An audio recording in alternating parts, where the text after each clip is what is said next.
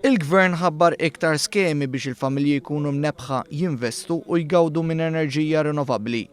Din id-darba ikunu allokati 8 miljun euro oħra l-iskema tal-panelli fotovoltaiċi għad-djar residenzjali.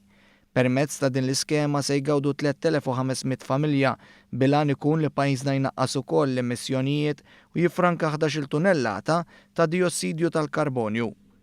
F'konferenza tal-aħbarijiet f'Kastilja fejn ngħatat din l-aħbar kien spjegat ukoll kif l-aħħar 4 snin kienu allokati 40 miljun euro għal diversi skemi ta' enerġija rinnovabbli. Minn dawn gawdew 20,500 familja. L-aktar skema popolari kienet l-iskema tal-panelli fotovoltaiċi fejn ibbenefikaw aktar minn 13,500 familja u ġew investiti aktar minn 31 miljun euro. Il-Ministru Konrad Mizzi qal il-Gvern bil-fatti wettaq dak li wieħed sabiex pajjiżna jkollu enerġija iktar nadifa u ambjent aħjar. Permezz ta' dawn l-installations se nkunu qed niġġeneraw aktar enerġija nadifa u bekk nilħqu t-targets tagħna tal-10% sa 2020.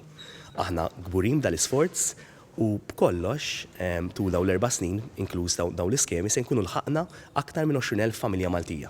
Diversi minn dawn l-iskemi huma parzjalment finanzjati minn fondi Ewropej.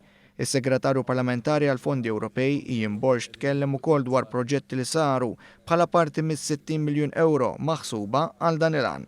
Rajna diġà il-proġett li wettaqna fil-Gżira Awċija fejn hemmhekk inbidlu id-dwal tat-toroq kollha f'Għawdex u pereżempju l-iskola tas-Siġġiewi fejn hemmhekk għandek l-ewwel skola illi qiegħda taħseb għall-aspetti kollha kif tifranka l-enerġija tradizzjonali u tuża enerġija nadifa. L-applikazzjoni għall-iskemi estiżi tal-panelli fotovoltaiċi għad-djar residenzjali tista' ssir online fuq is-sit rews.org.mt.